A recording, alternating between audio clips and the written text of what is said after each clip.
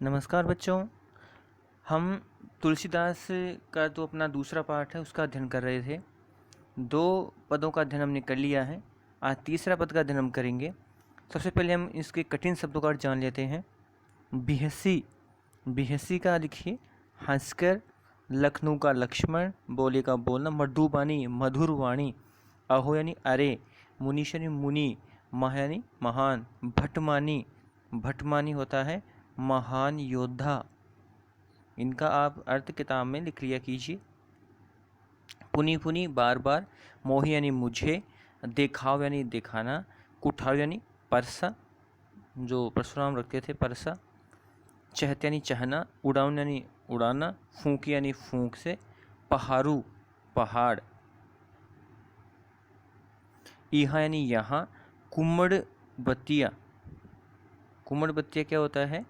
छुई मुई का एक पौधा होता है, छुई मुई, ऐसा ऐसा होता है इसमें, इसको हम उंगली से छूते हैं तो ये सिकुड़ जाती है पत्तियाँ और फिर वापस फैल जाती है। इतना थोड़ा सा ये सेंसिटिव होता है।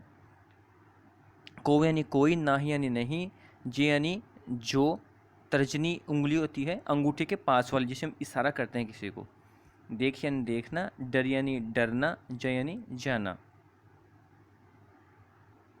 देख यानी देखकर, कुठार यानी परसा, सरासन, अगर हम इसको विच्छेद करें, सर धन आसन, सर बोलते हैं तीर को, आसन यानी बैठना, तीर जहाँ विराजमान होती है कहाँ होती है? धनुष पर, तो सरासन होता है धनुष। फिर है बाना यानी बाण यानी तीर, बाना का तीर, और अभिमन यानी अहंकार, भृगु सुत, भृगु इनके पिता का नाम है परशुराम के, सुत यानी पुत्र, भृगु के पुत्र यानी परशुराम के लिए आया है।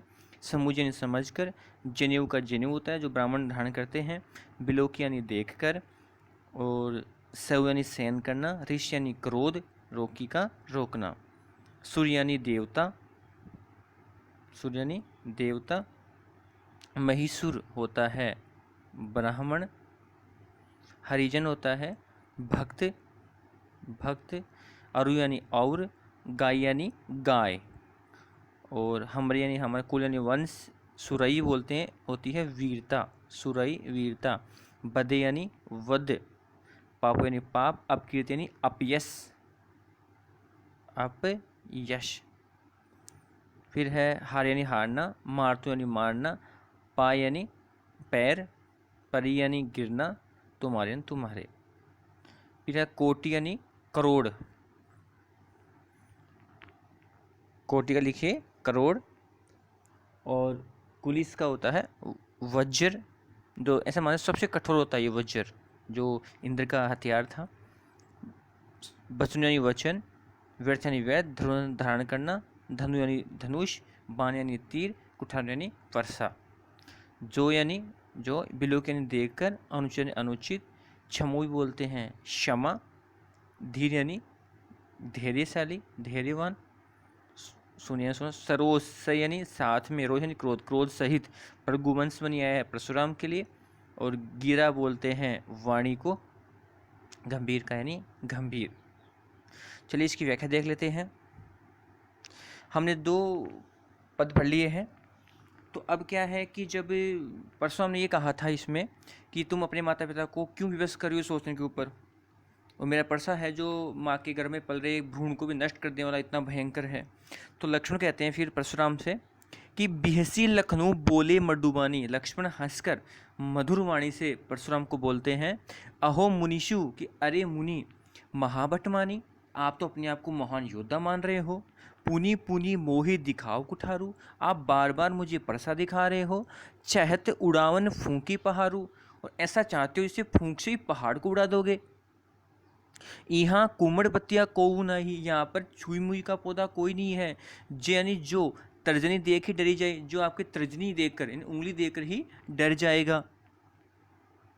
देख ही कुठारू सरासन बाना, लक्ष्मण जी कह रहे हैं कि मैं आपके पास परसा, धनुष और बाण देकर मैं कछु कहा से बन, ये मैंने जो कुछ अभिमान पूर्वक, अहंकार पूर्वक आपसे कहा है, कह दिया है, और अब जो मैंने जाना है कि आप भृगुसुत समुझी, कि आप भृगु के पुत्र हैं, जनेऊ बिलोकी, और आपके शरीर पर जनेऊ देखकर जो कछु कऊ सौरिस रोकी। मैं और कुछ भी कहना चाह रहा था लेकिन उस को मैंने रोक लिया है। अब ये बात क्यों कही है इसका जवाब आगे दे रहे हैं लक्ष्मण कि सुरन देवता महेश्वर ब्राह्मण हरिजनी भक्त अरु और गाय, कि देवता ब्राह्मण भक्त और गाय हमरे कुल इन्हें पर न सुरई, हमारे वंश पर में इन पर वीरता दिखाई नहीं जाती है।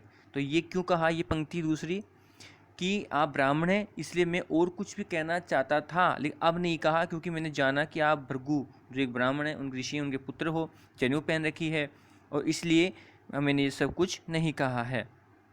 फिर कह रहे हैं बधे पापू, अगर मैं आपका वध करता हूँ तो मुझे पाप लगेगा। अब कीर्ति हारे, और मैं आपसे हार जाता हूँ तो मेरा अपयश होगा कि एक क्षत्रिय ब्राह्मण के हाथों हार गया। मारतो पाप पर ये तुम्हारे, और अगर मैं मरता भी हूँ तो आपके पैरों में ही गिरूंगा, अर्थात हर तरह से मेरा ही अपयश है।